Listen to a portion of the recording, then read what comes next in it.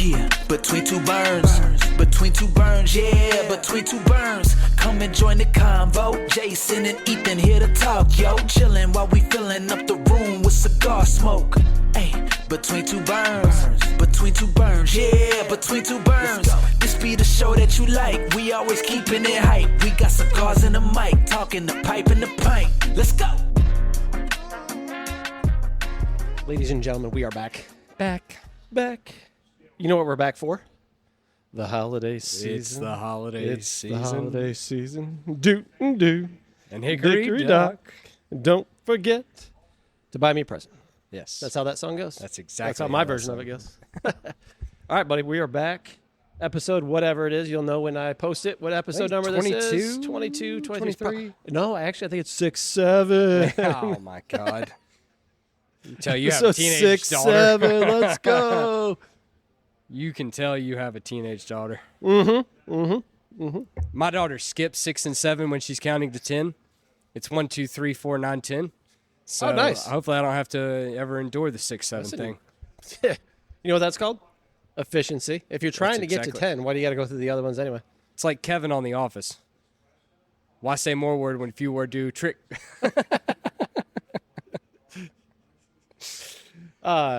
So we're back. Since our last episode, we did the pipe episode with Mr. Whalen, which I think was well received. And then we had the pipe show. Yeah, I'm going to move these headphones, my bad. Had the pipe show after that, which was awesome again. Yeah. This is, I think you asked me about it. We kind of talked about it. The marketing that we've done for Pipe Show over the last few years really have used that day as a day for pipes. We have great customer base for pipes, right? We're one of the few places around that do pipes, pipe tobacco, and we've really used that as a day for the pipe guys to come in, and we've pumped it like that, marketed it like that, and man alive, like they're coming out in droves. Waylon did an awesome job. Had Peterson, Savinelli, White Elephant, Jeff Payne, the pipe maker was there. We released 6 Virginias, the McClellan blend that we've had hanging around. So I thought it was awesome. The thing about the pipe show, and I may have mentioned this on the pipe podcast, I can't remember. So many people come in the shop and say, I had someone tell me yesterday, pipes are dying. Come to the pipe show. Just come to the pipe show and you'll see that you're wrong. Somebody literally came in yesterday and told you pipes were dying? Yeah, it was the dude that wanted the value on his pipes. Oh, well, that guy was yeah, I know. But, listen, unless you want to get into retail pipe business, you'll never understand pipe guys. Yeah, he was a pipe guy. He was a pipe guy. But yeah, I mean, we had a great turnout. Thank you to everybody who came out. Thank you to Waylon and Jeff. It was really well received. Looking forward to doing it next year at the new space, which we haven't talked about on here yet, by the way. Let's do it. Yeah. Let's do it right here, right now. Yeah. So if you are a listener but not maybe necessarily a customer and connected to our social media or email system, we are, after 15 years at our current location, moving our Greensboro location early next year. We're working on it now. It is awesome. It is bigger, broader, shinier. Shiny. And it fits the pipe and pipe. Mm-hmm. You and I have been talking about this for quite a long time. It's been something that we've been working towards. We're hitting our head on the ceiling in the space that we're in now. We need more room to better service our customers. We have more and more people who want to use the lounge, more and more people who want to come at a time for which we're not open currently. So we're just 2 miles down the road. We're not way across town or anything like that, but still has the pipe and pint vibe. Like, you are going to go there and know that it's a pipe and pint, which was super important. The way I've been describing it to people is if the Greensboro store and the Durham store had a baby, right? Great way to describe it. Bigger lounge space. Didn't even think about it like that personally, but great way to describe it. We'll have a full bar. We'll still have all the things in Greensboro that we sell. It's as if the Durham store and the Greensboro store made sweet love. Sweet. And they came passionate in. Love. There was an amicable divorce, and Greensboro kept the baby. Yeah. And it's amazing. Yeah. My son came in, and I said, let him watch. Let him watch. But yeah, no, it's going to be awesome. It was great too because we announced it the Friday before the pipe show, the day before the pipe show. And, one of the things that people kept coming in and asking during the pipe show is, can I have a beer here? And the answer has always been no, unfortunately. But I was able to tell them, not this year, but next year. Pipe show. You can have a cocktail. Awesome. You can have we'll probably even do a specialty cocktail for the pipe show. Yep.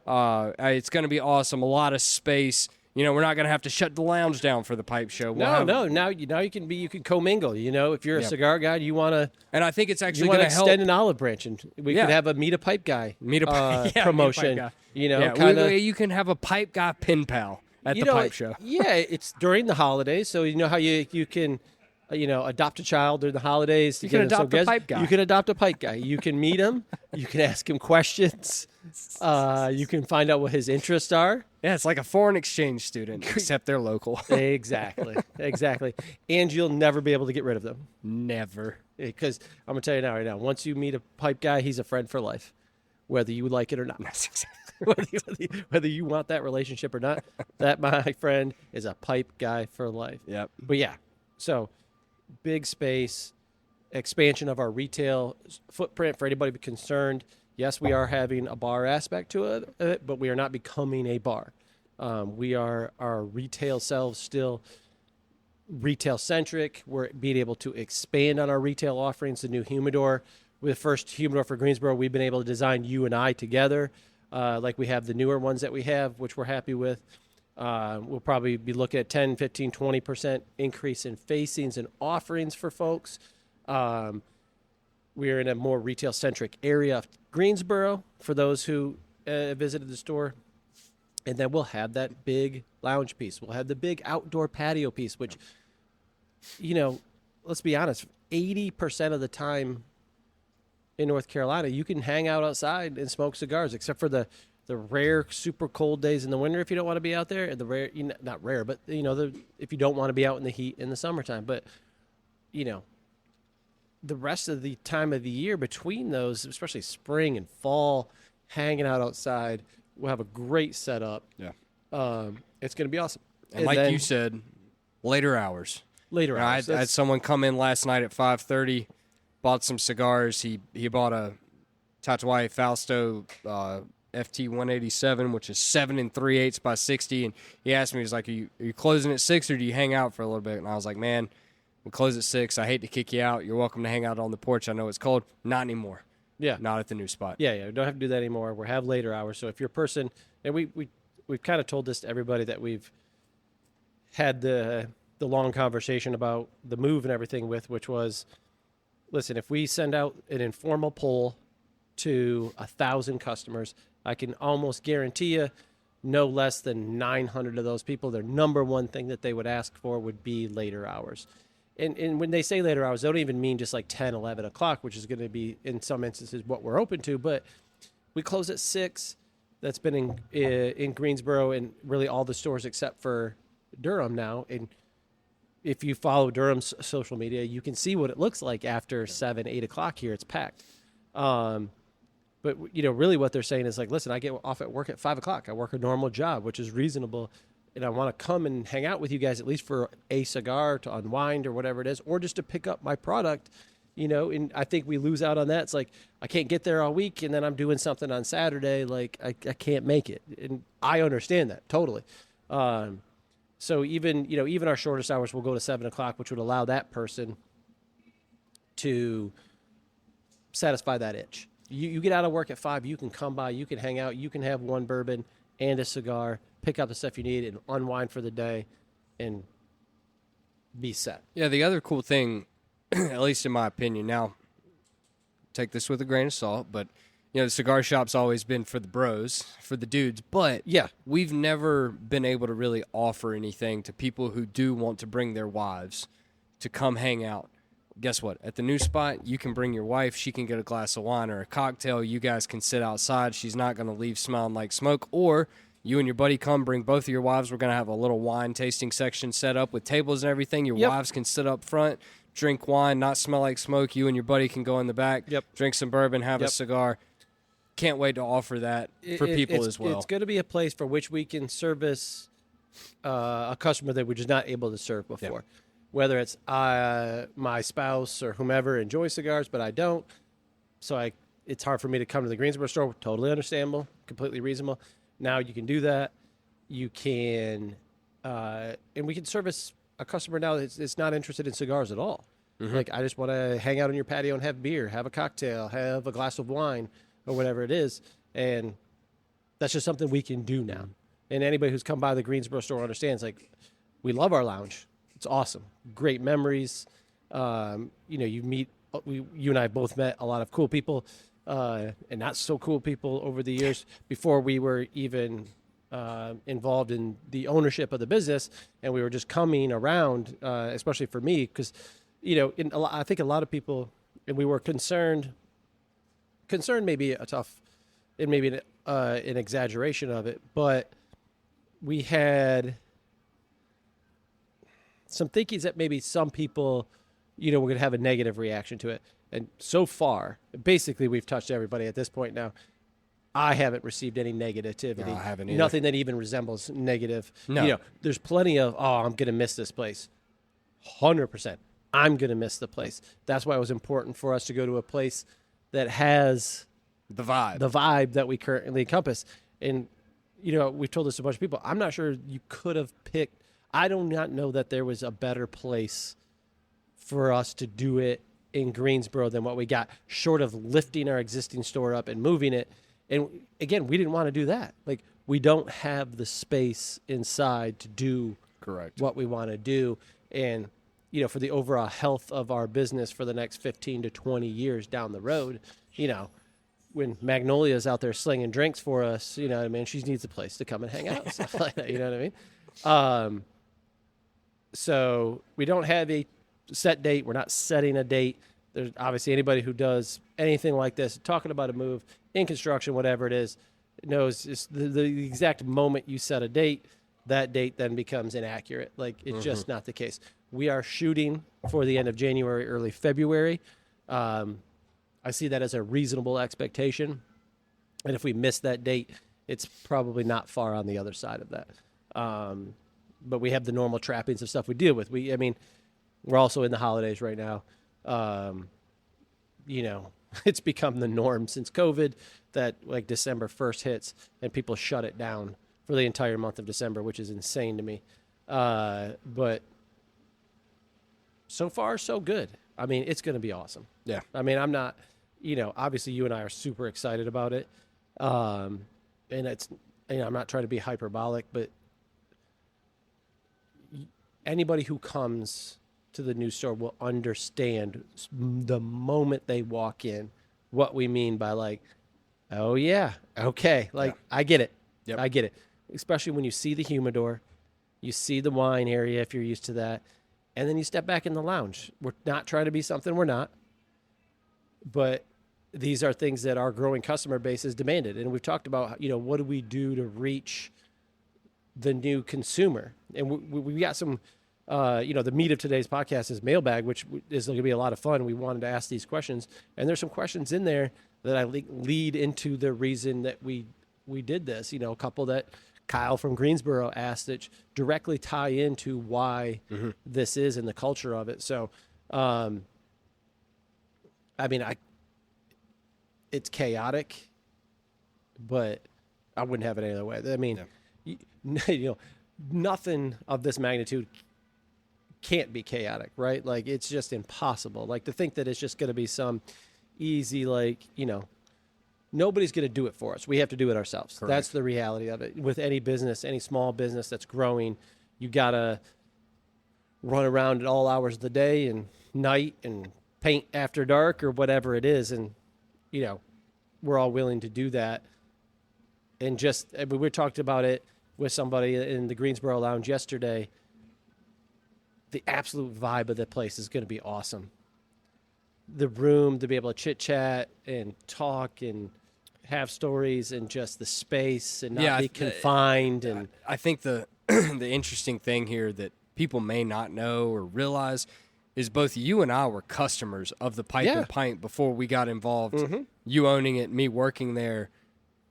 So we want it to be a place that we would want to hang out, right? And we've talked about it before, you know, having our fantasy football draft there. Yeah. Coming on days off when we're just wanting to chill, bring our wives, hang out. Like, it's going to be somewhere where we want to hang out. We're doing this for our customers. Like, we just are so excited about it, and it's going to be so awesome because we care so much about it, right? Like, it's not going to be this cookie-cutter cigar bar, cigar lounge thing. Like, we're being very intentional with what we are doing, with what we're going to offer, because we have the memory of the Pipe and Pint when we were customers, not just owning it and working here. Yeah, you know? and the thing to remember is, you know, first of all, like a lot of people have the memory of the store. Totally understand, because I do too.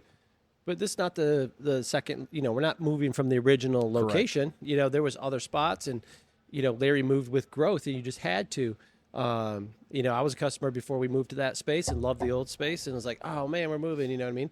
But as soon as you saw it, you knew why, and it's going to be the same thing. And there's going to be a ton of stuff, like, you may not, if you're listening to this, you may not be thinking about, like, the ease for which we can do events now. Which, what does that mean? That means we can do more because it's not a huge time-consuming hassle to get everything brought in.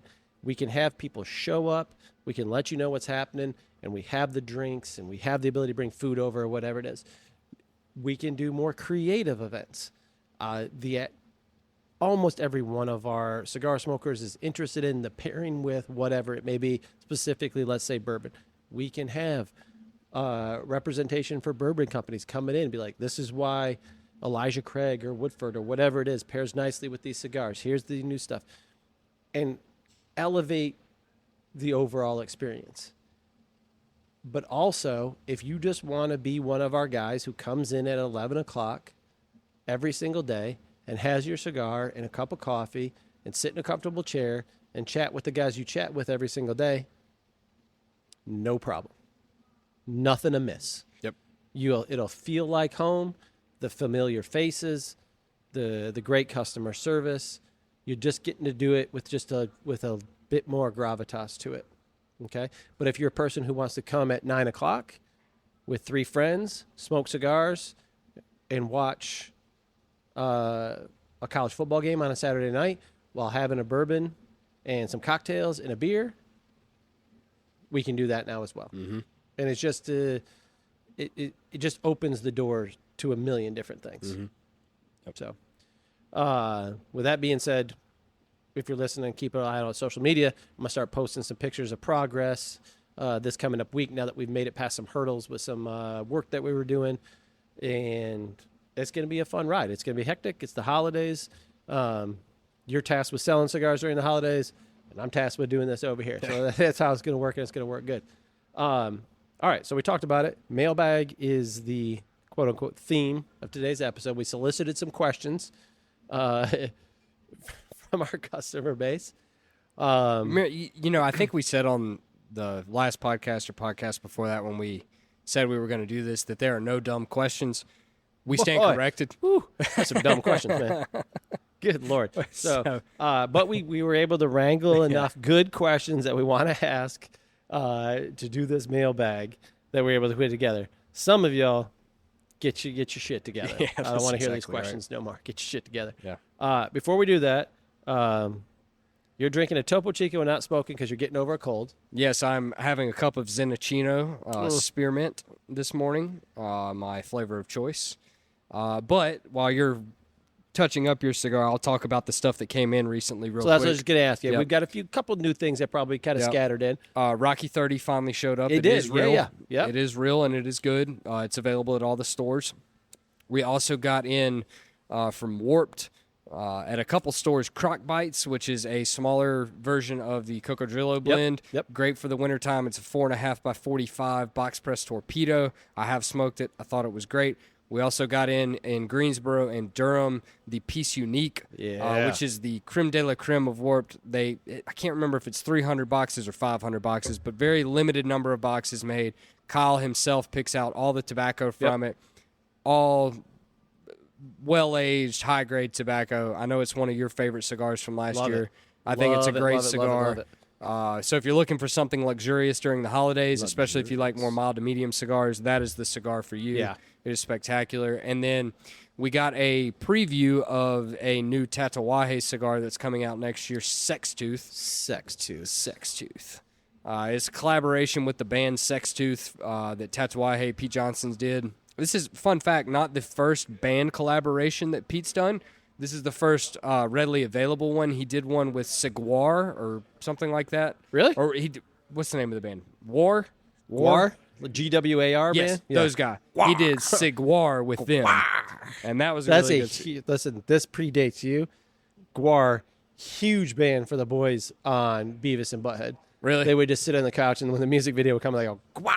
Yeah. So he did a collaboration with them back in the day. So this is the second one. Ecuadorian Habano wrapper over Nicaraguan binder and filler, 4 different sizes. Great price points on them, all sub $10. They range from $6 to $9, if I'm not mistaken. 6'9". Yeah. Oh, I mean 6. Okay. Yeah, I hear you. Now, the reason I say it's a preview, this first shipment was allocated. They did not have a lot of it. It will become regular production in Q1 of next year. So if you want to try it early, we've got some in Greensboro, Durham, and Winston-Salem. Once they're gone, though, they will be gone until it becomes regular production. So if you like it, buy some now. We won't have it for a little bit, but we will get it again at some point in the future. Yep. Did you say what the makeup was? I missed you. Habano wrapper, Nicaraguan binder. Habano Nicaraguan. Yep. Gotcha. Outside of that, I think that's all the new stuff. We did have some new Viaje releases for Thanksgiving, Farmer Bill Hatchet, and Zombie Farmer Bill Hatchet, which you specifically said was Loved excellent. it. And then Vampire Dust Red, and it looks like next month, or this month, I should say. Same to you, buddy. Thank you. Viaje is doing something new called One and Done. It looks really nice. Hopefully it's not really expensive, and hopefully it doesn't suck. So, but one of them has a Cuban pigtail twist like the Bahique, and I'm a sucker for that, so I really hope it's good. Yeah. But that'll probably be... kinda- Oh, and we had Añejos and Hemingway Maduros come through. Añejos, There's a little bit of that drops left. from Fuente are in, so there may be a sprinkling of them depending on what store you're visiting. You probably won't get this pot in time, but we'll probably drop a little Opus this weekend as a holiday present for people looking to get those for gifts. But yeah, outside of that, probably not a whole lot until... Honestly, there's probably not a whole lot now until we get back to the end of April and get the introductions for PCA, right? Everybody kind of goes quiet. Listen, we all know the first of the year is kind of when everybody's working on things and stuff like that. But come by, we've got all the holiday stuff. Whatever you need, humidors, cutters, lighters, gift cards. Got you covered. We got you covered. All right, so episode whatever number it is, 6-7 is the mailbag. We steal this idea like other podcasts do it. We both listen to the Bill Simmons podcast. He famously does his mailbag. He had done it for years. He'd recently brought it back. Yeah. And we listened to it and gave us ideas like, all right, let's solicit some questions from our customers, our listeners, our pipe and pinties or whatever you want to call them, about, just ask us a good question. We did say there's no dumb questions, and we were proven wrong within minutes. Very wrong. Within minutes. Very, very wrong. But we shouldn't be surprised. So we've got a collection of a bunch of questions, and we're going to go through them and talk about them and spend as much time as we want on them. But I think a lot of these cover a lot of stuff that people ask us even in store and that kind of thing are fairly kind of commonplace questions that which, answer them here can be very helpful. Yeah, there's going to be some questions that are very straightforward. I can give you basically what you need to do on it, and then there's some that are much more existential, we'll say, or opinion-based. So it should be good. Yeah, 100%. So I'm going to start with one that we received by email that you have on your list of things right here. And it was an interesting one, and I actually mentioned it to you yesterday, so I think you've probably thought about it a little bit. So this is from Matt. We're redacting any last names and names or anything like that. But this is from Matt. I've been smoking for well over 20 years, and I'm genuinely curious whether Cuban seed is just a marketing term, or do you think it actually matters much to the flavor profile of the cigar? I can't say I'm really sold on it, but I'm curious what you guys think. Thought this was an awesome question. Yeah. Because this is a reasonable question, because I think, and I'm going to let you kind of extrapolate, but I'm going to kind of give you my opinion where I come from on this, which is I think it's a little bit of both. Okay? Right? Cuban seed, a legitimate thing. Legitimate seeds of tobacco brought from Cuba to other parts of the world and then used to grow tobacco. But then also used as a marketing term, right? To help, push a cigar over the edge, to try to give you the sense of Cuban-esque or Cuban or whatever it may be. And from my standpoint, the reality is, could be Cuban seed, could be whatever seed, but really takes on the characteristics of where it was actually grown.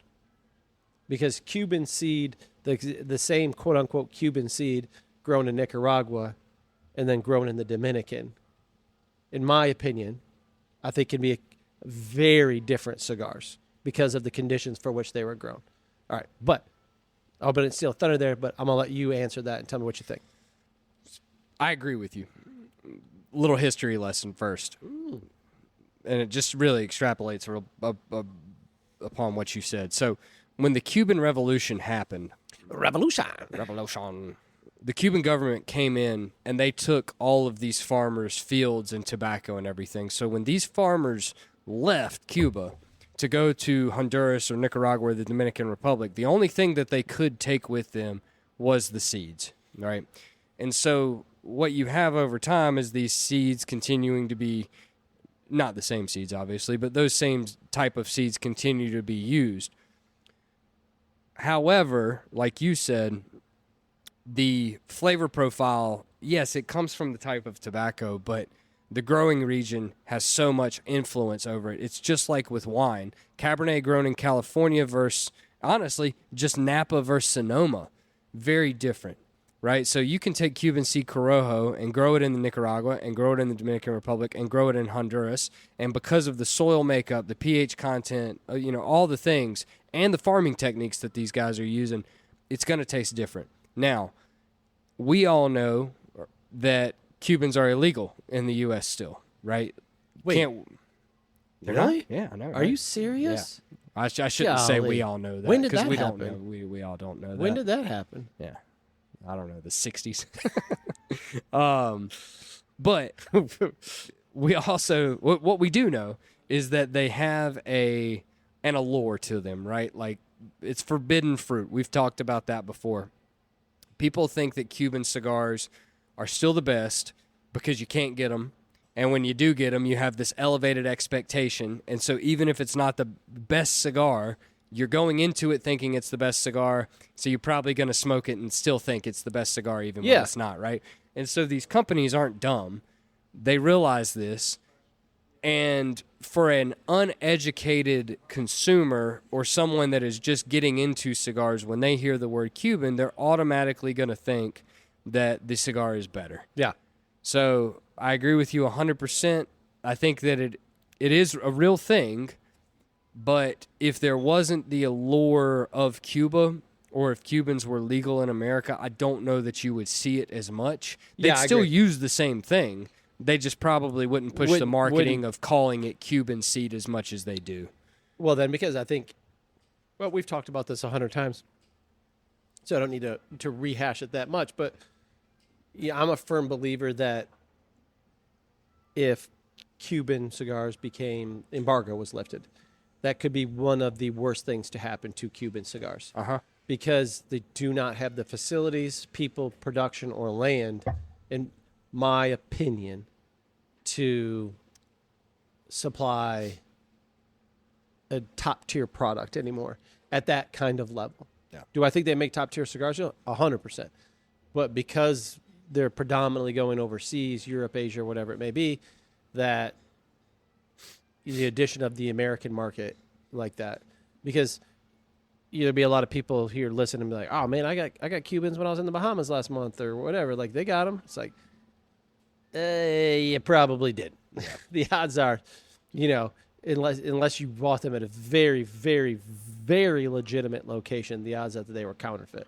Yeah, it's always funny because most people in America, when they say they're going overseas, what they mean is they're going down island somewhere, right? Correct. They're going to Bahamas, Yeah, they're going to Jamaica, going to DR. On a cruise, On whatever. a cruise, Yep. whatever. There's not that many cigar shops down there that sell legitimate Cubans. Now, if you tell me that you're going somewhere to, like, Sweden or Ireland or somewhere over in Europe or Asia or something like that, yeah, you're going to really find them there. But and I know we've talked about this before, so I hate to beat a dead horse, but Cuban cigars are god-awful expensive. And if you've been down island somewhere and bought 5 Cuban cigars from a dude on the beach that were in a box that had a plastic see-through lid on them for $30, they're not Cuban. The thing about it, though, is that even if you got a legitimate Cuban cigar, I agree, they still make good cigars.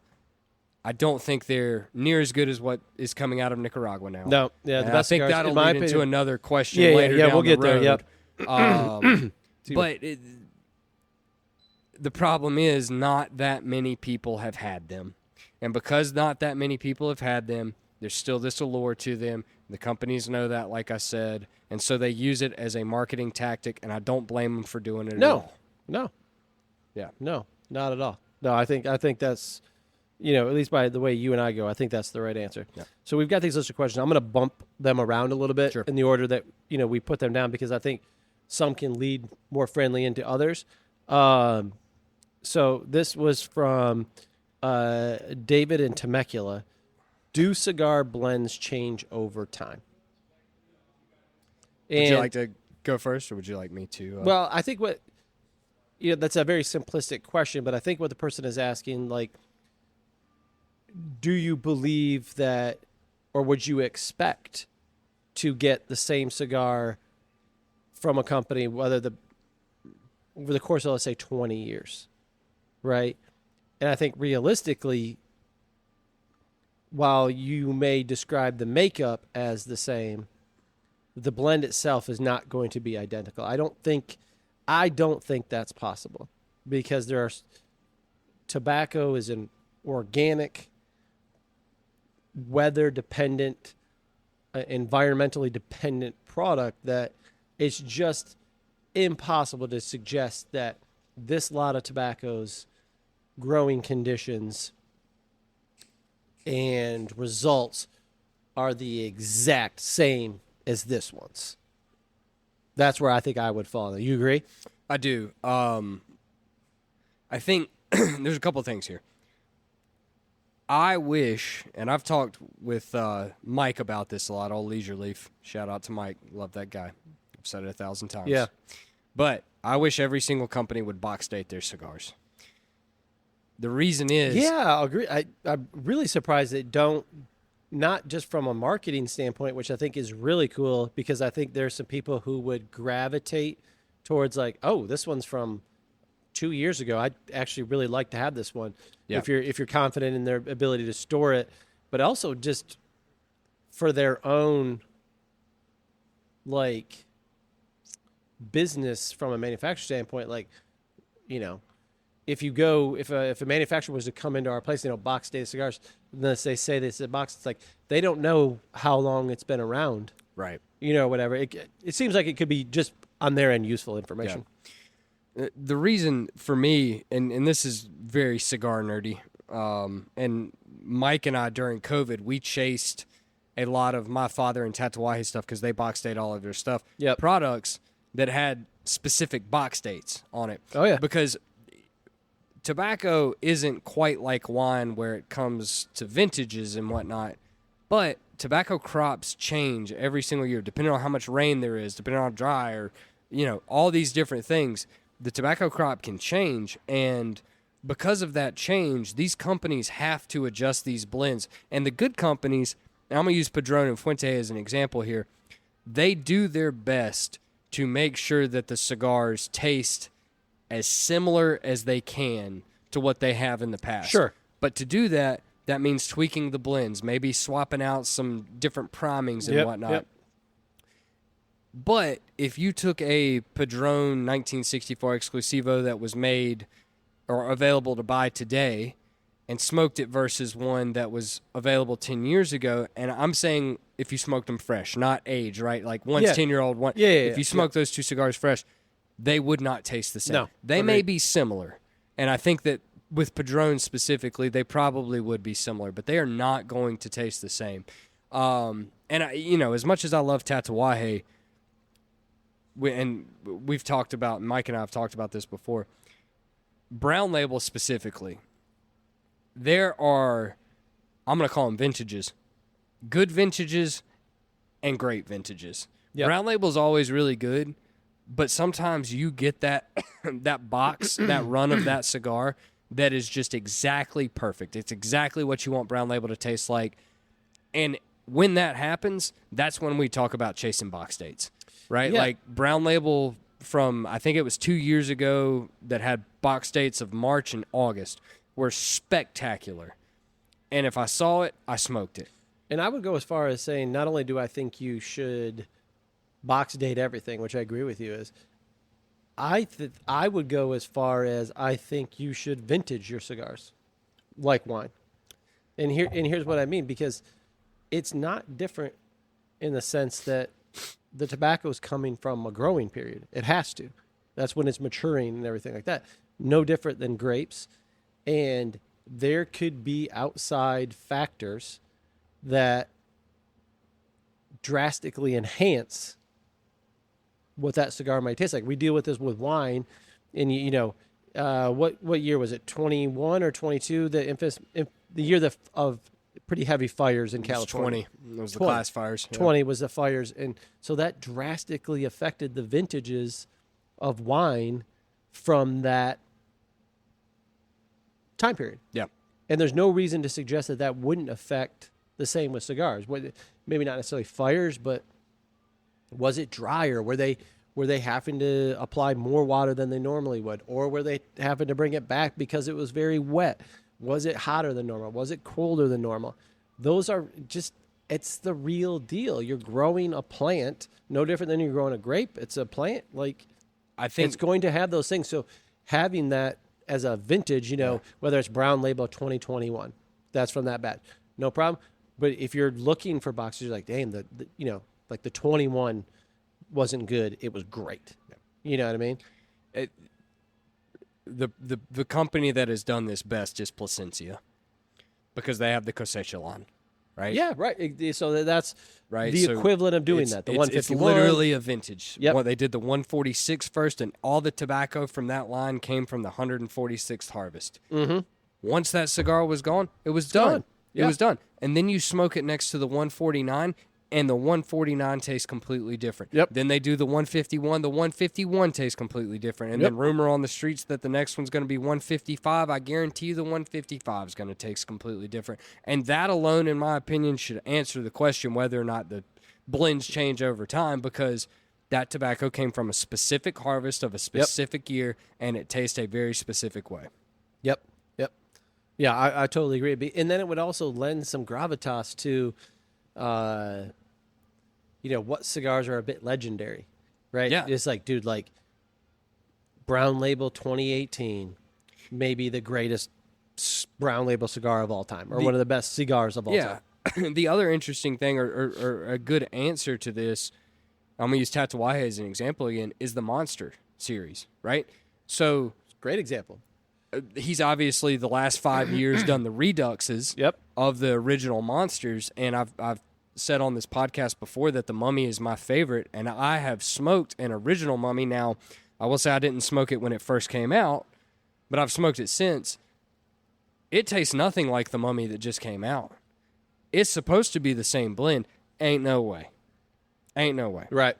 Even if it is the same blend, it's a different crop of tobacco. It's going to have some variance to it. It may be close, and it may be just as good, but it's going to be different. Yeah, it has to be.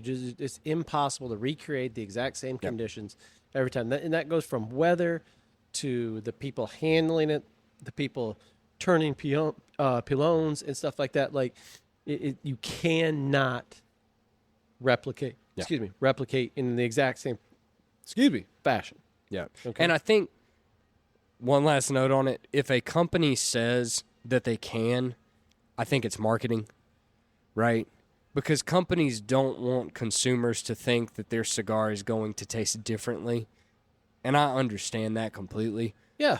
Because I think Padron has said before, like, oh, yeah, our tobacco is always going to taste like, I get it. But let's be logical about this. It has to. Yes. It has to. There's no way it can't. And I don't think it's ever going to be egregious. Yeah. Where it's not going to go from smoking like a Maduro one year to smoking like a Connecticut the next. It's going to be nuanced changes, but they're going to be realized differences. Like Correct. Depending on what kind of smoker you are. Let's be honest. Like if you're a once a year, you get a box, you may never know the difference, right? But if you buy the same box of cigars every, so often you can do it, you'll start to pick up on those things and everything like that. All right, let's see. This will go into. We're going to continue kind of play off of questions. All right. This is from Sarah in Seattle. How does cigar size affect a blend, and are they blended differently?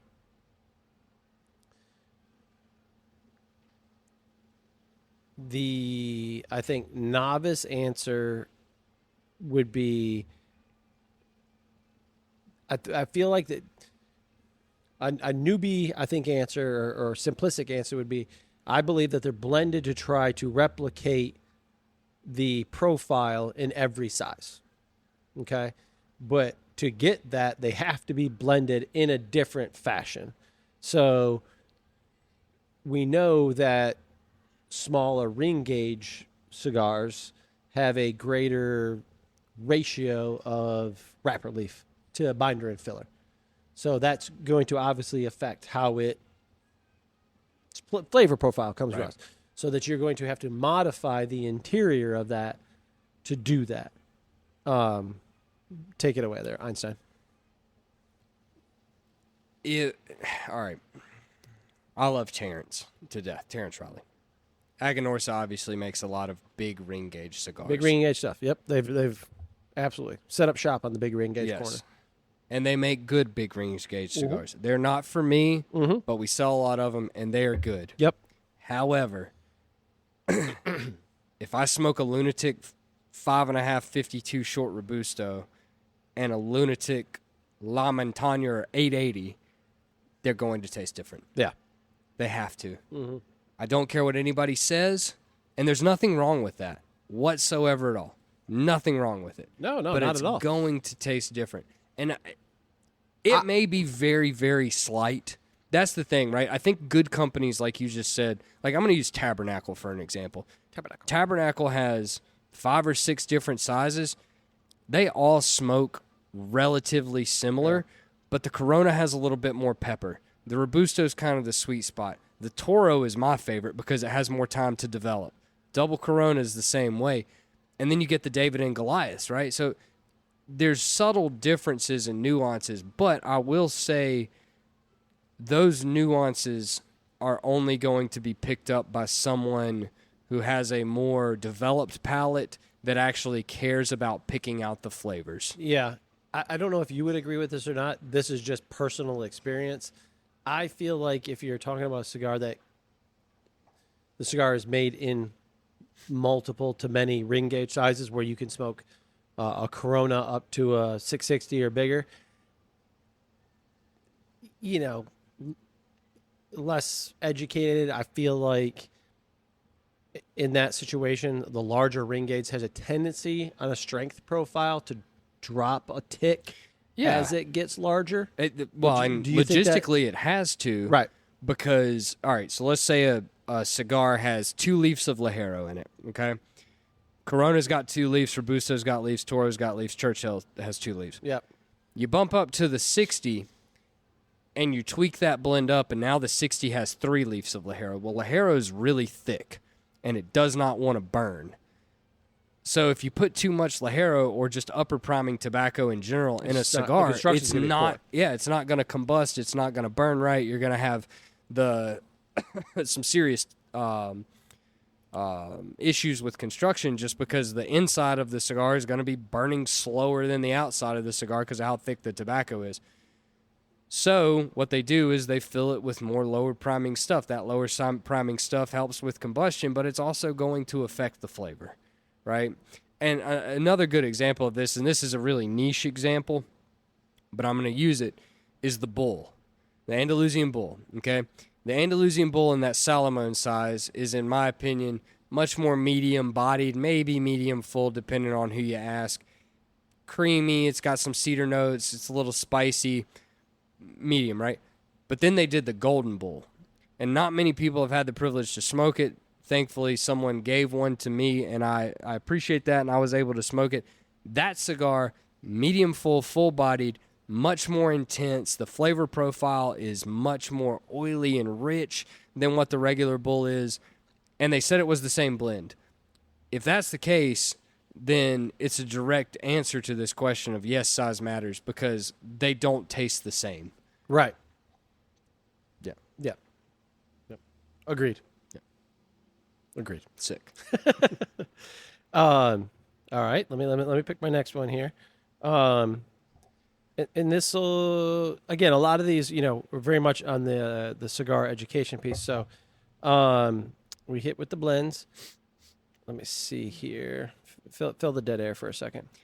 Well, I was going to say, I feel like there's a good question that Kyle from Greensboro asked us. Yeah, I'm kind of holding that one a little bit for the that end. one a little bit? Yeah, yeah, Okay. yep. Well, depending on which one you're talking about. About the palettes changing over time. That one. Oh, let me see if I can't find that. I vaguely remember the question. If you can't, if I didn't write it down, I may not have written it down. I don't think you write it down. So we'll come back to it because I know you know what it is. But let's go with this one right here, which is going to be a common question. What humidity should my humidor be at, and how many Boveda should I use? So this is a simple question, in my opinion. Simple, depending. So with just the facts that you got, it's a little bit harder. So it depends on what you're using. Yeah. And how many cigars and how many size. I love the look of them. I'm not a huge... Now, this depends on what you do with your cigars at home. Do you like them out for people to see, your humidor, stuff like that? I'm not a huge wood humidor fan as far as overall capturing of humidity, depending on the level of humidor that you're looking to get.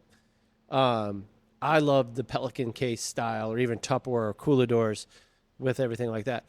But for me personally, I have one large Pelican style case at home. It's probably, like 12 by 12-ish kind of, large one. I go with 169% humidity Boveda pack, and it does a perfect job. They make all sorts of different percentages for Boveda. For cigar purposes, we're talking, really people ask the 69, 70, 72% question. We sell 69% because we feel like that's the right number. And then different sizes, different things. 69 is always the right number. Let's be honest. All right.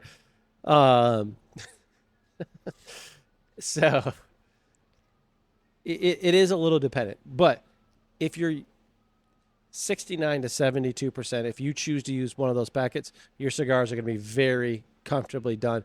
It just depends at that point what you're putting them in and what the seal level is on them, right? Yeah, so I want to talk about humidity in general for a second, because the industry has perpetuated what I think is a lie for a long time, and that's the rule of 70-70. Right? 70-70, agreed. That is, I would be, like, if we're myth-busting myths for cigars, that's top of the list. So what we're talking about here is that the industry says that the perfect humidity and temperature to keep cigars at is 70% relative humidity and 70 degrees. It's not a bad rule, but it's also... If that's what you're keeping them at, you're fine. Yeah, but it's more complicated than that. So in my personal opinion, when you're wanting to smoke a cigar straight out of your humidor, I like to keep my humidors at somewhere between 65 to 68%. The cigars are still humidified, but that little bit less humidity helps them to combust a little bit better, especially during the times of the year where it's either really humid outside or it's not. Because if a cigar is over-humidified during those times of year, either one of two things is going to happen. If it's too humid outside and your cigar is too humid, you're going to light it and the thing's not going to want to burn. Because there's just too much moisture in the air. There's too much moisture in the cigar. It's going to taste bitter. It's going to taste acrid. During this time of year, during the wintertime, when there's not a lot of humidity outside, what's going to happen is you're going to light it, and that humidity is going to need to go somewhere. When that happens, that's how you get wrapper leaves popping, because the humidity is trying to escape the cigar, so it's going to go out the side of the cigar, and your cigar is going to fall apart on you. So I like to keep my I want to smoke them now cigars at 65 to 68% humidity, which is why 69%, in my opinion, is perfect. Yep. Now, when it comes to aging cigars or keeping them long-term, which I think was a question that we had. That kind of answers that, so we'll move right into another Yep. question. And this is from Chris in Denver. First of all, these questions came from all over the country. They did. Okay. Is aging cigars worth it, and how do I properly age cigars? Yeah. So I'll finish answering or saying what I was going to say, and then I'll go into that a little bit.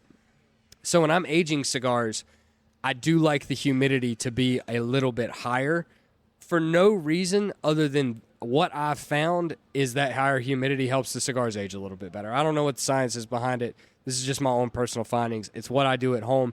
And with aging cigars, I actually, like you, I keep them in a giant weather-sealed, essentially, Tupperware container. It's a 55-gallon like tub, essentially. And I keep multiple 69% Bovedas in there. But the nice thing about that, because you're talking about seal, that gets all the way up to the 69%. Whereas in your wooden humidors where you're losing a little bit humidity, those 69% packs usually don't get quite up to that 69%, which is why it sits to that 65 to 68. I've found that, excuse me, that works a little bit better when it comes to aging cigars long term. Now, is aging cigars worth it? Is a very subjective question. Yeah, that's very much on what kind of cigar smoker you are, what your goal with having cigars is. Yeah. So if you want to see how a blend changes over time, the answer is yes. If you like a cigar that is more medium-bodied or medium full or even mild, the answer is yes. Yep.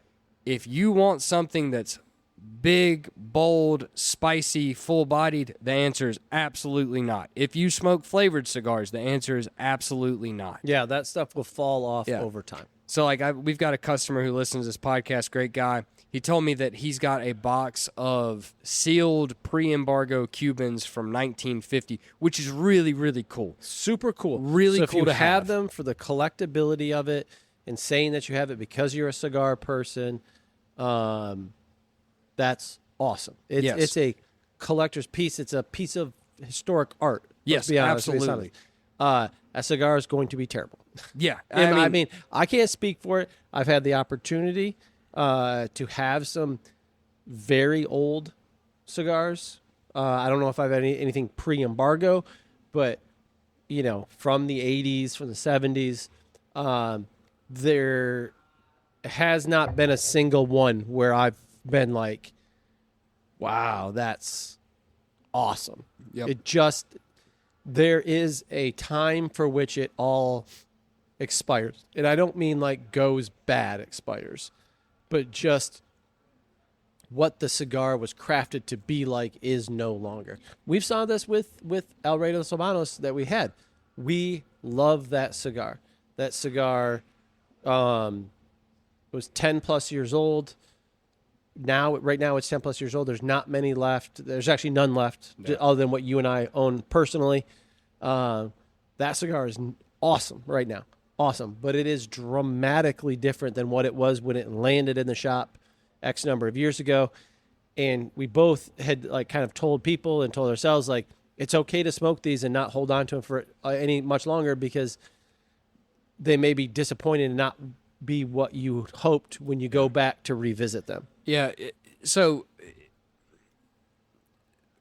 when cigar companies roll a cigar, a good cigar company, they age those cigars for somewhere between 45, hopefully up to 90 days before they box them and put them out. They have every intention of you smoking that cigar the day you buy it. But yes, that's what I was going to say. The reason they do that first part is because cigars go through what we call a sick phase, where the ammonia and everything is coming out of the cigars. You have to do that while the humidity gets right in them, because otherwise when you smoke it, it's just going to not taste good.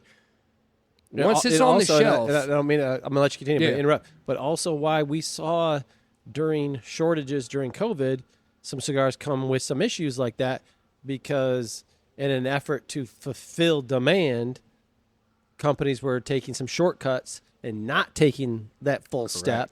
And we got some cigars that were, you may have gotten one that was heavy on ammonia. You're like, what is that? And that's because they were not given the proper amount of time that they would have been under normal circumstances. Yep. But when it comes to aging them long term, I always tell people, Nicaraguan cigars, the most you want to go on them, the most, and it is very blend dependent. And I think that's the big takeaway from this, is whether or not it's worth aging is very dependent upon the blend. Yeah, sure. But Nicaraguan cigars you can get somewhere between 10 to 15 years out of before you really start getting diminishing returns. I think the sweet spot on that, though, and again, it's blend dependent, so this is going to be a wide range, is somewhere between 2 to 7 years. Yeah. That's what I was going to say. I was going to say that 5-year mark seems like 5-year mark's good. If you're hell-bent on doing it and this is what you want to do, and you're willing to go to that 5-year point, I think that feels like the sweet spot. Yep. Dominican cigars, on the other hand, and this goes back to how thick the tobacco is and the flavor profile of tobacco is grown in each country.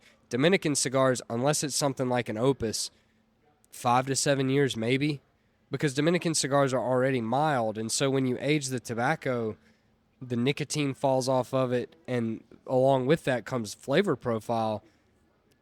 You're going to be smoking something that's so mild that a lot of times you can't really taste it, especially if you don't have, again, a really refined palate. Yep. There's exceptions, right? Bulls probably, Opus, maybe some Davidoffs. But outside of that, your average I would never age a Fuente 858 or a Fuente Double Chateau or a La Aurora, Connecticut, or a Avo or something like that, because it's not going to be what they intended it for it to be. That's right. There's certain cigars that they're put on the shelf. Well, really all of them, but let's be honest. But like some of the cigars you pointed out, they're not meant to be aged.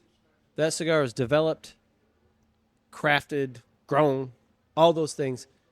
So when it hits your shelf, it's really at its best. I think a good example and it's of meant that for you to smoke it now. Is Liga Privada. Liga Privada, in my opinion, smoked fresh, awesome. Aged Liga Privada just loses the pop that you expect to get from Liga Privada. Yeah, okay. And I think where this whole aging thing comes from is from Cuba. But the funny thing about it is the reason Cuban cigars age so well is because they aren't properly fermenting and aging the tobacco to begin with. Right. So you have to age them for them to get good. Yeah. Because they're not doing it. Yeah, I mean, there may be very much of an instance where it's like you had one, you're like, okay, and you stuck one away, and then you came back to it a year and a half later, and you're like, oh, man, this is good. It's like, yeah, there's a good chance that maybe that cigar wasn't ready to begin with, right? Like, whereas these Nicaraguan, Dominican, Honduran companies, they're doing it properly. The tobacco is aged properly, so you don't have to age the cigars for it to be good. It's just, it's good. Now, you can age it and see how it changes over time. I've talked about Karloff before. Karloff is one of those blends that aged is beautiful in my opinion, but again, that's subjective. That's my palate. Right. I'm sure there are plenty of people out there who like Karloff when it's fresh. Ain't nothing wrong with it. So if you want to do it, just know that there's a chance you're taking a risk. Yeah. But you don't have to, and you shouldn't have to with a good cigar. Yeah. What's your recommendation on aging a Zin that you're about to pop? Are you they have a best by date of about a year. I suggest in the first 36 hours? Not even. I would say 24. The can should be gone. My God, man. Not a problem. We're gonna continue to play off of this a little bit because it kind of naturally goes in. So interesting. This is from Brittany in Greensboro, who wants to know, and this very much comes with the aging process. Is plume mold? And this is the age-old question. This is the age-old question. We deal with it all the time. We get some nasty reactions from people in certain instances or whatever who just insist. I'm going to give the cigar shop owner simplistic, tell it to your face answer, which is no, it's not. It just isn't. They're two different things, but I'm going to let you extrapolate on it. If you want to get scientific about it, technically, yeah. God damn it. It is, but not bad mold, right? I always explain it to people as it's the crystallization of the oils of the tobacco because not every cigar is going to plume. Usually it's your darker cigars. Esteban Carrera, great example. Yep. Aladino is a great example. Yep. JFRs plume really well. Actually, a lot of Aganorsa stuff does. But the difference between plume and mold is so night and day. And there's a couple telltale signs to know whether or not it's plume and mold. One, they look different.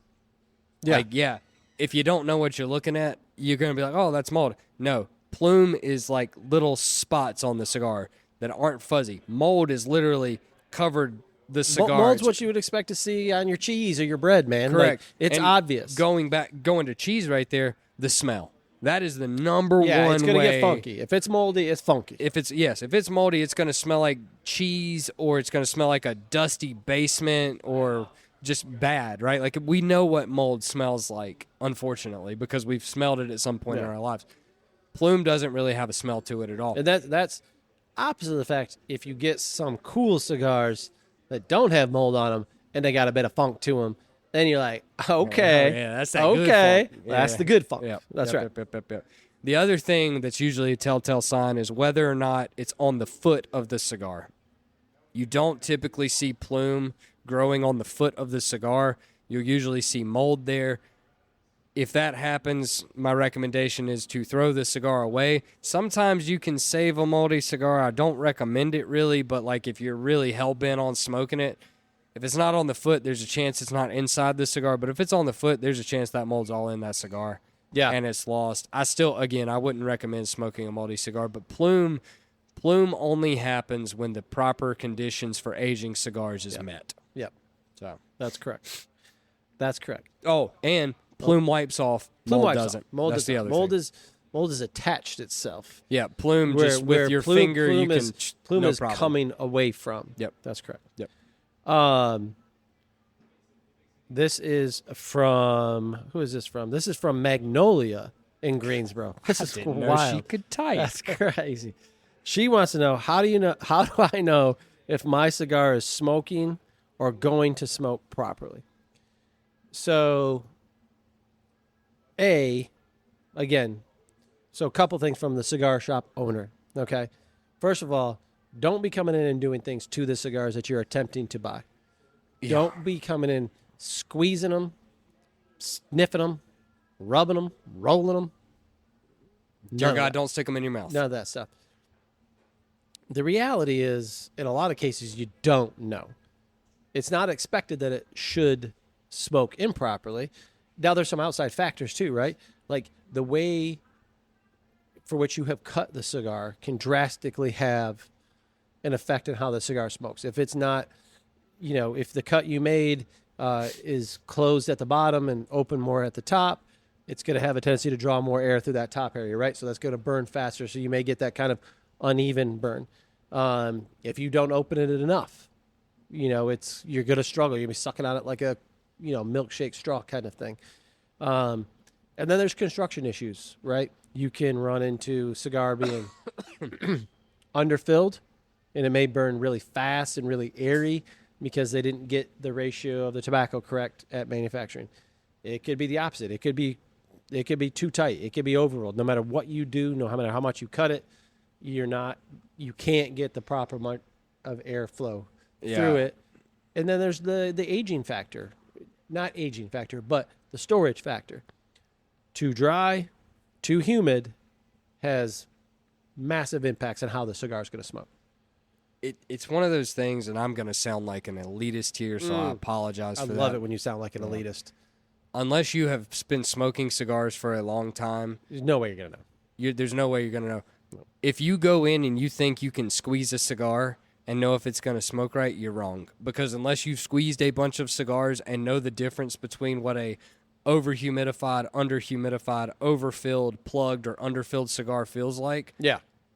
you're not going to know. So if you're going in, oh, yeah, it's nice and firm, it's like, well, it could be dry. Easy. Before It we could get an be NC-17 rating on overfilled. the Yeah, spot, right. bro. Or maybe it's properly humidified and the cigar's packed right, and, that's how it feels. Yeah. But unless you've either worked in it or smoked for a long time and really know what you're doing, you're not going to know. The other interesting thing with how it's going to smoke right, it also comes down to technique, right? Properly cutting, like you said, properly lighting, but also properly smoking. If you smoke a cigar too fast, it's going to get too hot. Yep. And the flavors are going to get bitter and acrid. If you smoke a cigar too slow, it's going to go out, and you're going to have to relight it a lot, and normally the flavor is going to get really bitter and acrid. So there is a technique to it, and it's funny because as humans, we have the tendency to blame anybody but ourselves. But sometimes it's just our fault. Right now, I'm not saying there's not construction issues with how it's rolled, if it's plugged or something like that, but if you smoke a cigar and you're trying to chief the thing down and you're wondering why it doesn't taste good, like, man, it's your fault. You got to slow down. Or if it's burning improperly, maybe you lit it unevenly. Maybe the bottom half was lit better than the top half. Like, if you're not paying attention to it or you don't know what you're doing, unfortunately, you're going to suffer some negative consequences from it. Yeah. Agreed. You're not going to know. Yeah. Unfortunately, if you've done everything properly and you have a bad experience with it, the odds are it was a construction issue. Yeah. Right. That happens. That's why we partner and do business with brands that we feel like do a good job of avoiding that. We know that, we've talked about how well Perdomo does on the construction aspect of it. Again, we talked about it with Cole and the manufacturer, the site visit, podcast that we did. They take great lengths to test every cigar before it ever goes out to help assure that that's not going to happen. But the reality is, if you smoke cigars long enough, it's just it's going to happen. happen. There's also something somewhat existential about this too. We always talk about when you're smoking a cigar, time, place, and mindset, right? If you're smoking at a time where you're stressed out, or you're smoking at a place where you're not happy, or you're smoking in a mindset where you're in a bad mood, there's a chance that cigar is not going to be good. Yeah. But it's because of where you're at or how you're feeling. Yep. If you're smoking with friends, celebrating something, you could have a mediocre cigar be one of the best cigars you've ever had because you are in an enjoyable environment. Correct. Right? That's correct. So I think there's a lot of that plays into it too. But from a technical standpoint, everything else we just said matters. Yep. All right. This question actually comes from Patrick in Durham. Wow. That's crazy. Does a cigar band's appearance influence your decision on whether or not you buy it for the first time? For me personally, this is a 100% yes. Yeah. Okay. Cigars, we compare them to wine all the time. There's a reason they spend time, energy, money on the packaging. Okay.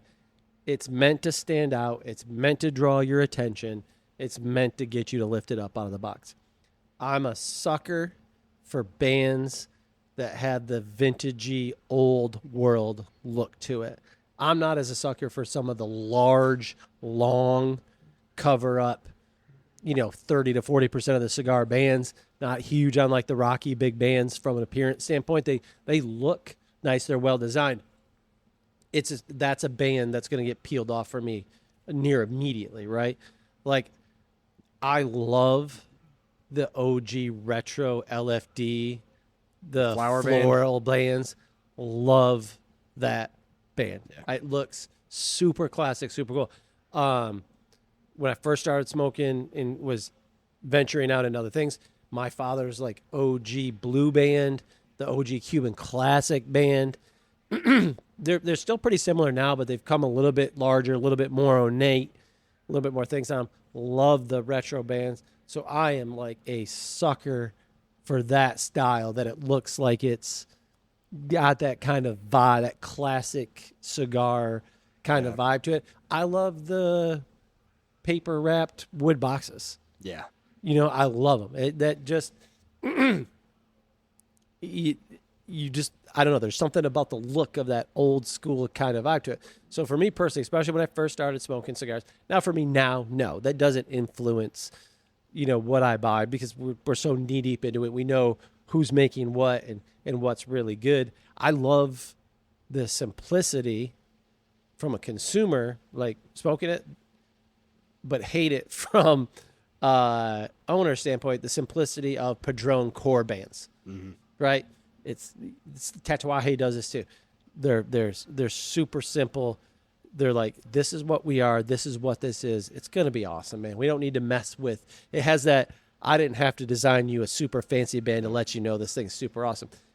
Owner-wise, ringing it out, goddamn pain in the ass. I would love to be able to Just put a differentiate. barcode on Just put a barcode on the goddamn thing. So for me, and we talk about this with wine, especially it doesn't influence me now because of my knowledge in the wine world over the years and everything like that.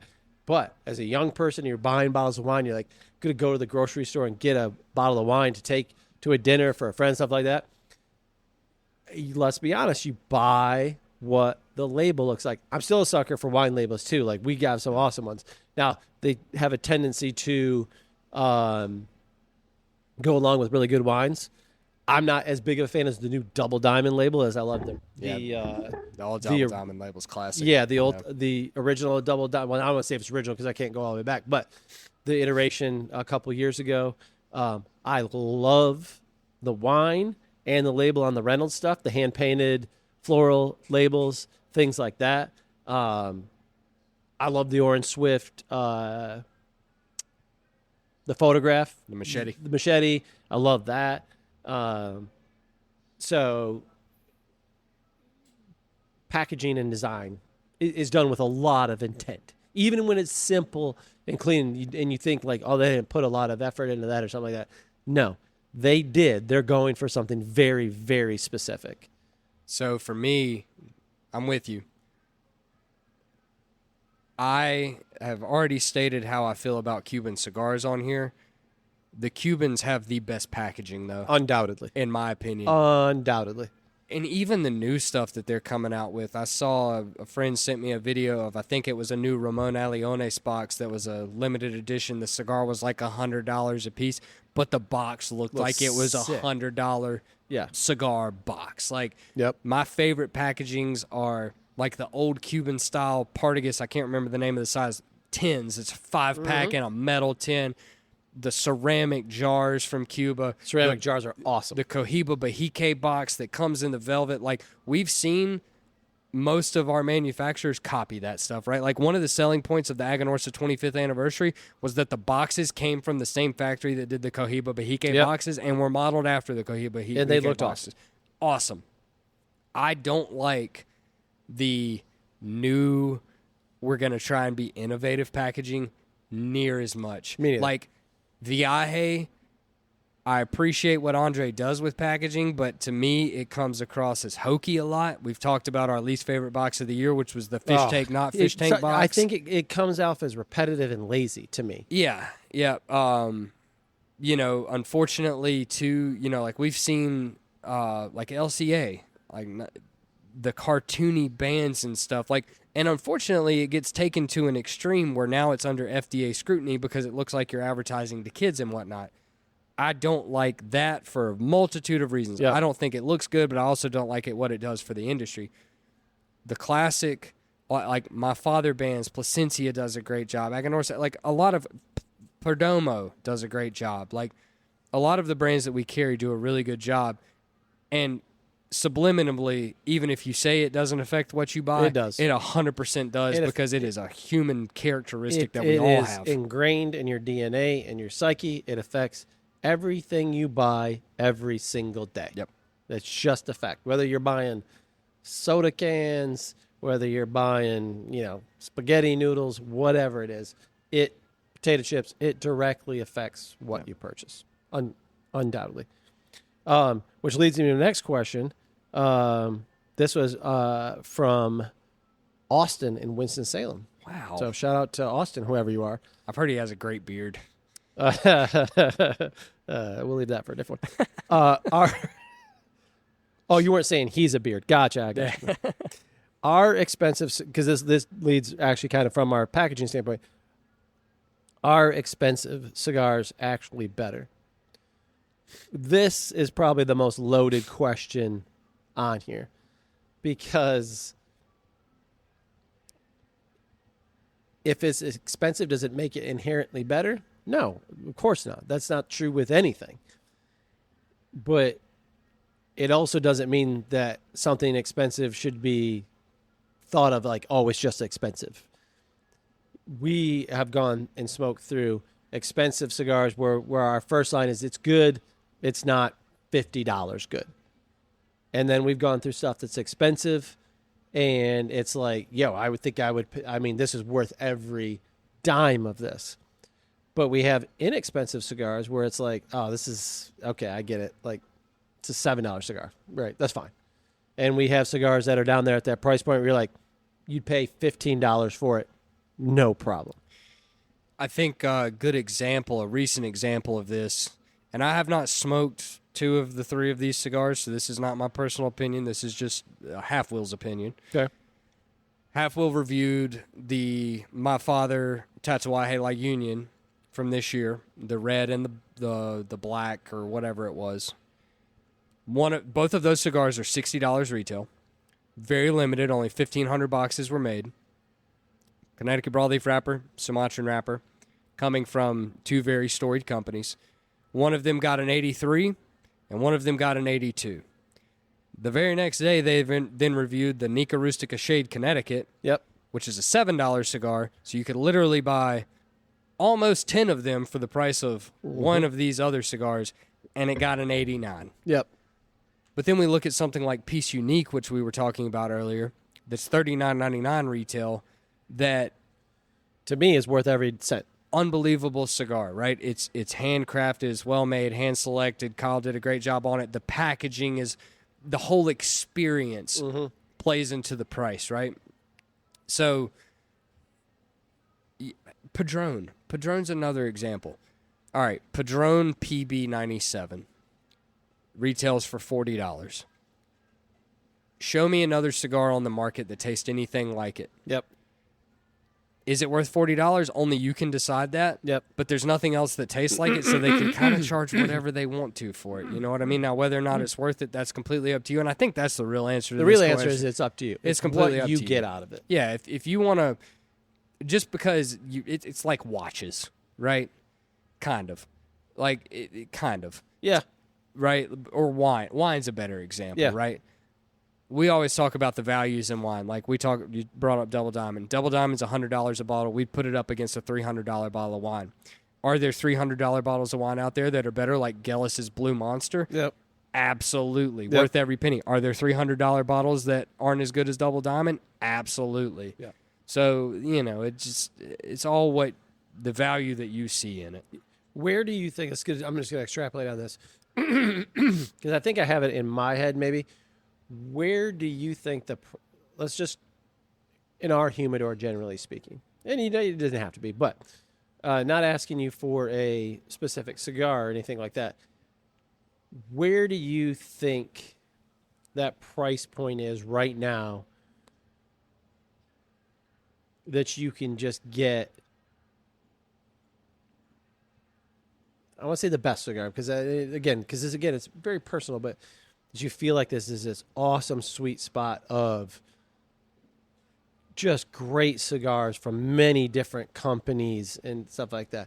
I think right now, because of price increase and stuff like that, it's hovering in that $13 to $14 I was range. going to say 15. Yeah. Because at $15, you've got access to all the super premium stuff from Perdomo, Tatuaje. You can get some of the 64s from Padron. You can get anything from My Father. You can get anything from Drew. You can get a Liga Privada. Maybe not the bigger sizes, good but chunk you could of stuff get from one. Padron. Yeah, I mean, at $15, you have access to the best of the best. All the good stuff from Fuente. The new Oro from LFD is right around that price point. The sad thing is, if you'd asked me that question 5 years ago, it'd have been $10. But that's a podcast for another time. Yeah, absolutely. Would have said, $10 was the number. Yeah. Probably pre-COVID, or even a good chunk during COVID. But once I would recommend people, because this is what we do. When you smoke an expensive cigar, you need to compare it to something else in that price point and ask yourself, would you rather have that, or even better, compare it to something less expensive and say, would I rather have 2 of these or 1 of these? And if it's a super expensive cigar that you're like, this was awesome, like just from a realistic, you know, it was not the timing or anything. Like you sat by yourself and you're like, I love this thing, but you're like, I'm not going to spend. Explore the lower levels that company makes, right? Because the odds are, I don't know if we have any company inside the humidor that makes, let's say it's 5 tiers, that 4 tiers of the cigars are shit, but their 5th tier is unbelievable. Right. If you love Padron Anniversaries and it's at $40, you're going to love core natural and Maduro Padrones, right? Yeah, if you love Liga, smoke Undercrown. Absolutely. Or Nika, for that matter. Yep. If you're coming down even but broadleaf Nika. If you like Perdomo Legacy and the price point isn't as different, smoke Perdomo 20th Sungrown, right? Like, save you a couple bucks. If you like Plasencia... Or Habano, or Lot 23 even. Yeah. If you like Plasencia's Almafuerte, try the Cosechas. Yeah, they're different tobaccos, but, like, Plasencia has a very specific blending profile that they like to do, whether it's Nicaraguan or Honduran. Smoke it, or smoke a smaller size of it. You know? Or what was the profile of that expensive cigar that you smoked? Was it Connecticut broadleaf? Was it Cameroon? Yeah. You know, maybe that's what you liked about it, and explore some affordable options. I would within even that, say, that like, blend profile. You know, I always talk about how Opus is so unique, and it is. But if you like Opus, try the Arturo Fuente RSGs. Yeah, for sure. Like, I'm not saying it's going to be the same, but 1, you can find them at all times, and 2, they're usually somewhere between $10 to $20 cheaper. Some of the Ashton stuff, because it's made by Fuente, has that BSG and stuff like that. All right, let's see here. This comes from David in San Francisco. So thank you, David, for sending this in. You're going to answer 99% of this question, because I actually don't know the answer to this. Okay. I just pay the bills. Okay. Where does the flavor of the cigar come from? Now, I'm going to answer this from, I smoke a lot of cigars. I am not as into cigar culture as you are and some of the other guys are. I was always led to believe that a majority of the flavor comes from the wrapper. I think that, though, is dependent on a whole bunch of different factors. Yeah. Okay. Size. I think size is the biggest Size is one. probably the biggest one. We talked about this. You know, and you tell me if I'm being false here, but we talked about it, that the truth is that smaller ring gauge cigars, you're smoking wrapper, especially, let's say, a Lancero. Yeah. Where, I mean, that's a lot of wrapper leaf compared to binder and filler. So educate me and the listener. Yeah. So and David from San Francisco, who sent that question in. Thank you, David. I would encourage anybody to go and look at Tatuaje Kahonu 2012. All right, it's a Toro size. I think it's 6.5 by 52. It comes in 5 different wrapper leaves: Corojo, Habano, Broadleaf, Sumatra, and San Andreas Maduro. Smoke every single one of those, and then try and tell me that most of the flavor doesn't come from the wrapper. Mm-hmm. Because that is the same core blend, and they all smoke completely different in a normal size cigar, right?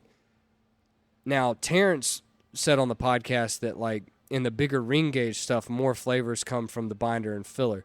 That very well may be true, but I think we're getting into some really technical stuff at this point of what kind of primings you're using, what kind of fermentation level this has to it. Like, I think another interesting company to smoke is Romacraft, and this is going to go back to this wrapper thing again. So Aquitaine and Cro-Magnon are supposedly the same cigar, except the Aquitaine has an Ecuadorian Habano Ligero wrapper, a broadleaf binder, and I think Nicaraguan fillers, whereas the Cro-Magnon flips the wrapper and the binder. So it's got a broadleaf wrapper and then an Ecuadorian Habano Ligero binder. Those two cigars taste completely different. Yep. Right? But according to them anyways, it's supposed to basically be the same cigar with stuff flipped. Now, could they be used in different primings, different grades? Could that affect the flavor? Absolutely. But I would still argue that the vast majority of the flavor comes from the wrapper leaf. And I think you can see that with any. We're going to use Padron again. Padron Core, Natural, and Maduro taste completely different. Yep. And it's the same binders and fillers, but one has a natural wrapper and one has a Maduro wrapper. So I just don't see a world where you can argue against that, if I'm being honest with you. Yeah, I don't either. Especially if you've smoked a lot of cigars. Yeah. Right? Like, Which Perdomo's another great example. Habano, Connecticut, Sungrown, and Maduro all have different flavor profiles, and the binders and fillers on them are supposedly pretty similar. the exact same. Or exact same, yeah. Yeah, so, I mean, if these companies are being honest, right, and that's the thing, right, if what they're telling us is true and that these binders and fillers do not change based on the wrapper leaf, then yes, the flavor is going to come from the wrapper. Yep. This is, I'm going to excuse me, tag another question right onto this because it's a very simple answer to this, in my opinion. And this comes from Vince in Houston.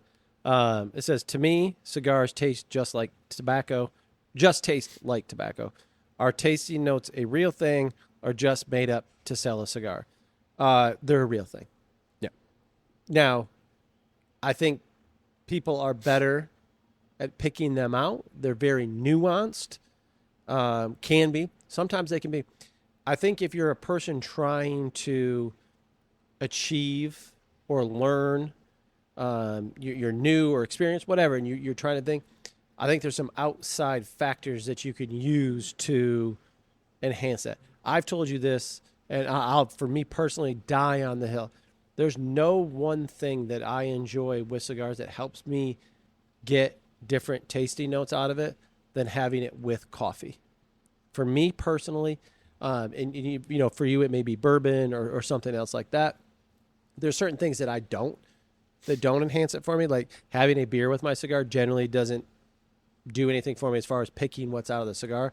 But for some reason, coffee for me, and I don't mean like, oh man, I'm picking up coffee notes in the cigar. I mean like, for whatever reason, coffee really helps me pick up spice and the floral notes of certain cigars. But I understand the premise that like it just tastes like tobacco to you. I get that. I do too. I'm going to relate this to cooking. All right. To cookies or cooking? Cooking. There's 5 main flavor zones on our tongue, right? And a perfect dish hits all 5 of those flavor zones that are balanced. A good, well-made cigar is crafted in a way that should hit those flavor zones, but sometimes it doesn't, so you need something to enhance it, to hit that other thing, to basically stimulate your brain to bring out the flavors. For me, I'm going to sound, again, like an elitist here. If I really want to dissect a cigar, I drink water with it. Sure. But that's because when I'm dissecting a cigar, I'm smoking by myself with no distractions, right? Like, I'm really trying to pick up the flavors and whatnot. It's the reason a sushi restaurant gives you ginger. Yes. It's literally The to palate neutralize what cleanser. you had before, to not influence what you're having in the future. Yeah.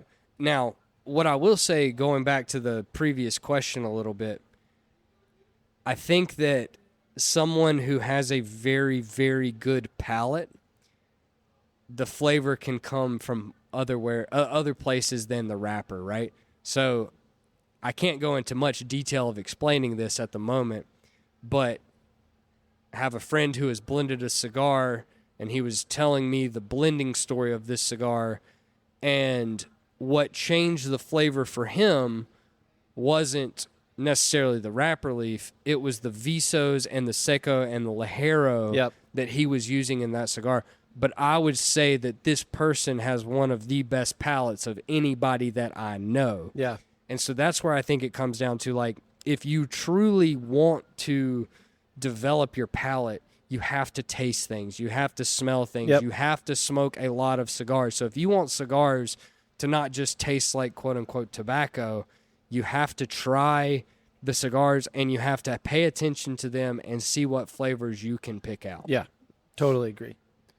All right.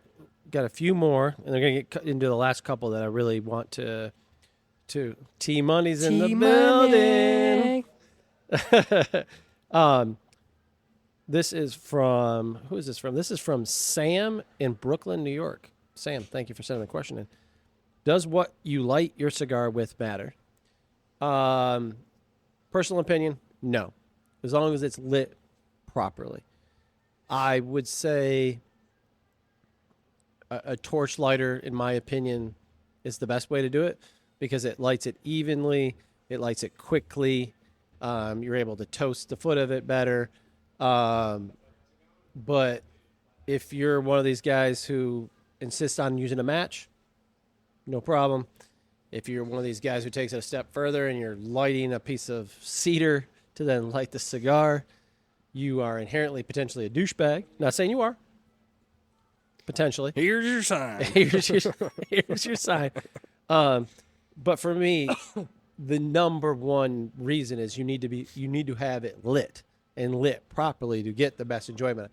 If you're constantly fighting it because you're using a soft flame or something or a match and you just can't get it going, that really has probably more to do with the fact that you probably just should be using a torch lighter. I guarantee you, if you go to the people in the cigar business for which you idolize, the Padron family, the Fuentes, Lido, or something like that, they all use torch lighters to light their cigars. Yeah, except for Terrence Riley, who I'm going to bring up again, who carries around a Bic. And okay, there you go. Yeah. Does he really? I didn't know that. He did at PCA. Maybe it was because he was just flying and couldn't have a torch, but he definitely gave us a Bic. I think it's more important what you cut your cigar with and using a good cutter than what you light with. So that's a great point. 100%. When they say doesn't matter what you cut your cigar with, I would say yes. I don't care if you use a V. I don't care if you use a punch. I don't care if you use it straight. You want something sharp and reliable that's not going to pinch and break the cap of your cigar, which then will cause it to unravel. Yeah. I would much rather you buy a $9 torch lighter and a $50 cutter than I would rather you buy a $5 cutter and a $50 lighter. Would you agree with that? And, 100%. I persuade people to do that because, like at the house, I've got 5 paleos laying around in various places that are all $10 to $15 lighters. Yep. But I've got one cutter, and it's $100 Icar XO. Yep. And it always cuts cigars perfectly. Yep. Lighter's a lighter, whether it's a $1,200 ST DuPont or a $15 Paleo or Jetline or whatever. It much more matters for the integrity of the cigar that it's cut properly than what you light it with. So I think the only exception to this, I will say this, is a Zippo. Zippos can influence the flavor of the cigar a little bit, not as much so as it does on the pipe because Zippo fluid has a taste to it. It does. I am not. Listen, Zippos are personal to people and they have something like that. I don't like lighting cigars with them at all. No, because you can get the vibe of the fluid. Yeah, it tastes like charcoal lighter fluid. Correct. Yeah, I mean that smell like the and that old school stuff that you squirted on your briquettes. Yep, for sure. Okay, a couple here to end it up that I think are great questions that I kind of saved. Let me make sure I didn't skip anything else real quick. Other than these couple came from the same person that we spoke to in person yesterday. Day before, was it yesterday we talked to him? 2 days ago. 2 days ago, which we thought were awesome questions. That kind of go to thing. The first one is, why have cigars got... So this is from Kyle in Greensboro. Shout out, Kyle. We appreciate the questions, bud. First one is, why have cigars gotten stronger over time? And I think his question kind of was coming from a place like, if you go back, is probably maybe like 10 years ago, 15 years ago, or if you go back further during the boom of cigars of the 90s, everything was very mild. And let's be honest, Connecticut cigars are still the most popular purchased and smoked cigars from a traditional cigar standpoint. I believe that to still be the case. Yeah, I think so. I don't think that's changed. It may have gotten tighter, but I still believe that to be the case because it's the most beginner friendly traditional cigar for myself. But we have seen, excuse me,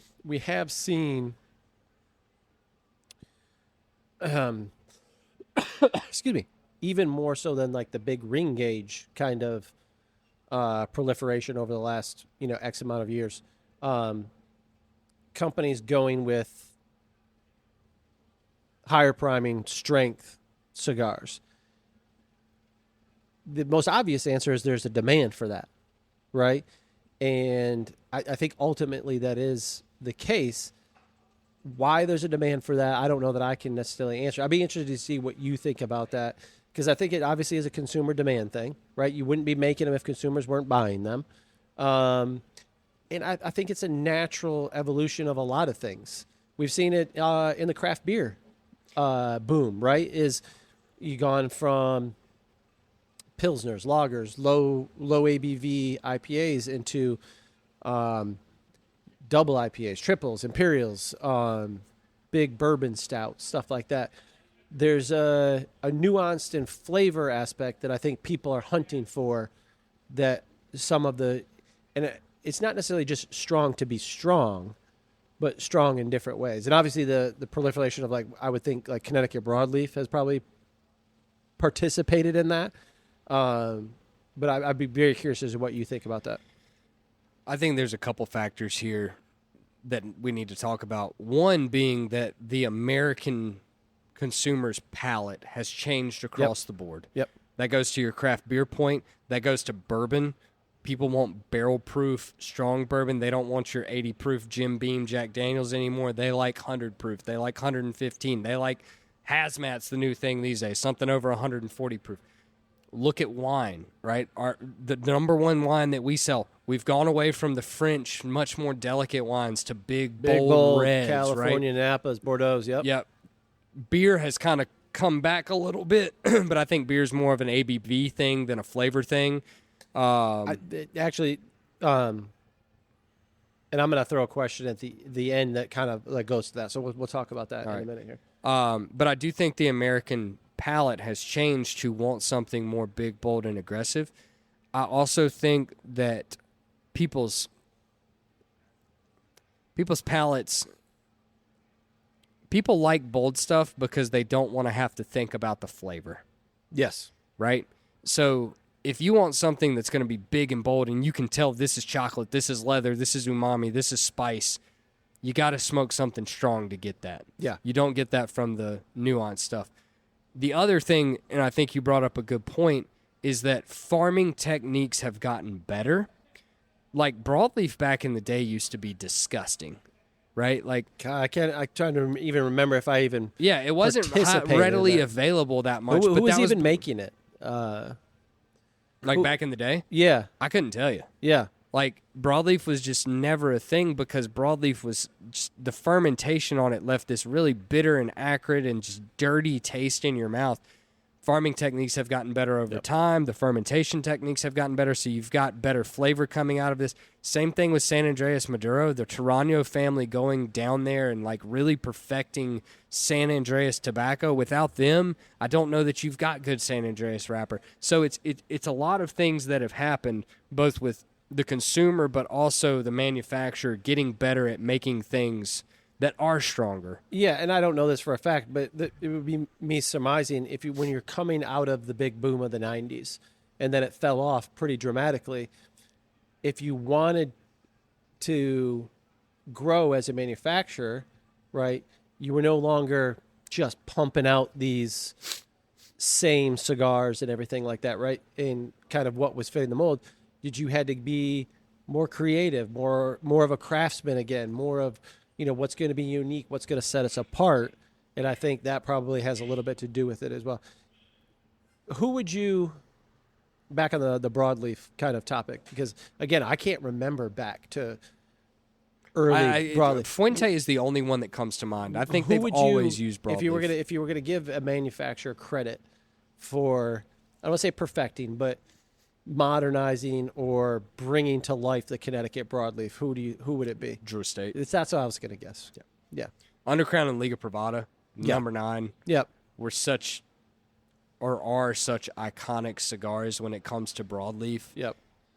And then we've seen people who are involved with those, then with new companies, that's what I was bring gonna theirs say, out. Yeah. Right. Like Nick Malio Foundation is based in the Connecticut River Valley where broadleaf is grown. Like I would argue now that Nick is kind of the king of broadleaf. I think he makes the best broadleaf cigars. Yep. That's me. But you Drew still does a great job with it across lines. The Nika broadleaf is a great value broadleaf. Yep. Undercrown's great. Undercrown 10's great. Liga 9's still great.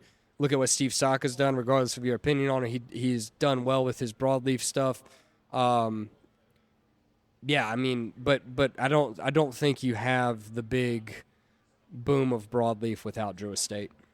Yeah, I agree with you. There's a lot of things that you could credit Drew Estate for, but that's the first thing that I was going to say as well. So Kyle's second question, which I think was a great question, because it leads very much into what we talked about earlier with our new space. So Kyle asked us, why do you believe there has been a resurgence of cigar smoking during a very quote-unquote health-conscious time?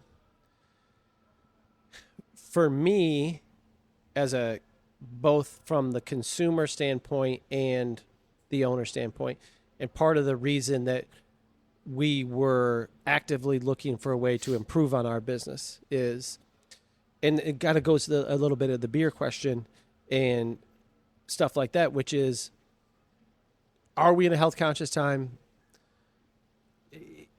The things you read, yes, obviously you see regulation and stuff like that. But one of the things that you'll see is drinking alcohol is on the decline as a at-home consumption type of thing. But in the social aspect of going somewhere and communally doing it, I think is on the rise and of demand, right? And I think that is with the cigars as well. That a place, the guys who come to us and smoke cigars want to smoke cigars and talk to somebody else. They want to take that time to have a conversation and enjoy the cigar. And I think that part of it is the luxury aspect of it. Like, I want to do something that's luxurious, cool, quote unquote, and have that experience of it. And that's a lot of the reason that we talked about what we needed to do to expand. We needed to be able to offer that to a younger consumer. And I don't mean young consumers. I mean younger consumers in the cigar market, in the alcohol piece of it, having a glass of wine, having a glass of bourbon, or whatever it is, that experience of enjoying it with other people in a place that you can do that, I think really has bolstered the cigar community. There's more of a, and I don't mean this as a negative term, cigar geek culture around it. There's a collectability around it. There's a finding of it. But I think during the COVID piece of it, which we saw an uptick in sales, there was then a revelation of enjoying it with other people and getting back to doing that. So that's exactly what I was going to say. Is we don't have many things to thank COVID for, but one of the things we can thank COVID for is the appreciation of getting together and enjoying a shared experience, because we didn't have that during COVID. Yeah. And so now I think there's this enjoyment of getting together and smoking together. I also think, so for me, I started smoking cigars when I was 18. I wanted to do it because I thought it was cool, but what that evolved into is the reason I kept doing it is because cigars made me slow down. Yep. I was really stressed out for no real reason. I was just a stressed out college student. And cigars made me sit down for an hour and just decompress and unwind. And in today's society where everything is so fast, 100%. Social media, the way Stressed things go, out. stressed out, they allow you to sit down and just be. Right? Just be in the moment. And that's something that not many things offer that enjoyment, right? I think that the other piece of it, too, you were talking about getting together and talking to people. cigars, I've always called them the great equalizer, right? Because we've seen it in our lounges. You can have a doctor, a janitor, an attorney, trash guy, all walks of life, blue-collar workers, upper class, middle class, lower class, come together, smoke a cigar, and it doesn't matter what they're smoking. Everybody's on the same playing field. Yep. You can sit down, you can talk to people. It brings people together, and humans by nature crave that. Yeah, I think that overall really does sum it up. The ability to escape for a period of time, enjoy time with people that you want to be around, or introduce yourself to new people, and that experience, and get away from the constant barrage of whatever it is, inherently is the reason I think a lot of people smoke cigars, is the stress melt away of it. Like, I need this time to do that. I think the other interesting thing here, and I don't know how much this plays into it, but I've thought about this before. It's fairly well accepted at this point, at least by the people that I've talked to, that cigars, they're not great for you, but they're not that bad for you. I'm not a doctor. Okay. I'm not either. But I'm going to tell you right now. Personal. Okay. Stress is going to kill you far faster than a cigar was. And if smoking a cigar with other people helps you to relieve from that, I'm sorry, that's just better for you. Yeah, Just 100%. Like, I've talked to my doctor about it, and she's never been like, "Whoa, are you ready to quit smoking?" It's like, my blood pressure's good. Yep. Like, Yep. I'm looking good. Like, everything's okay. And, like, I'm not saying that at some point, once you get older and stuff, if you're on some heart medication, you might not need to slow down a little bit. But if it's allowing you to decompress, that is better for you than being stressed out all the time. Yeah. Yep. Pat Trent. T Money. So Special this guest. is our special guest, T Money. So we're doing our mailbag, okay, where we put out for questions. And my favorite question of all the questions that got emailed in came from Daniel in Durham. And he said he wants to know, who's your favorite employee and why is it Trent? And the answer is easy. It's like, it can't be anybody but That's T exactly Sizzle. right. T Money has to be the That's guy. exactly right. Yeah. So that was our last and final question. Yeah, it's Trent. So to any of our other employees who listen to this podcast, Be better. be better, do better, be better. Look to Trent as to what you That's should be. exactly right. And you will be doing much That's better. exactly right. All right, so we'll wrap it up. I love the questions. Q&A, good stuff. We'll have some more pods before the end of the year. Everybody enjoy the holidays. We'll put some stuff out. We will be doing the Stogies again. The Stogie Awards are in the next early next year. We'll have the Stogie Awards. Hopefully do the Stogies live. Well, we will be doing the Stogies live, but we will do them live from the new lounge, which would be sick. So we'll put it out there for people to come and enjoy the live Stogie Awards for us. If if you have any nominees for any certain category, please send them in. We may put out for some nominations. We'll see. We'll have a good chunk of awards and again, everything like that. But great time on this one. Again, happy holidays to everybody. You'll probably see another pod before Christmas, but if you don't catch it, we hope everybody has a great holiday, and keep an eye on our social for all the new stuff for the new space, which is super exciting. Sound good? Anything before we go? No. Perfect. Merry Christmas. Merry Christmas. See you, buddy. See you. Peace. Yeah, between two burns, yeah, between two burns. Come and join the convo. Jason and Ethan here to talk, yo. Chillin' while we filling up the room with cigar smoke. Hey, between two burns, yeah, between two burns. This be the show that you like. We always keeping it hype. We got cigars and a mic, talking the pipe and the pint. Let's go.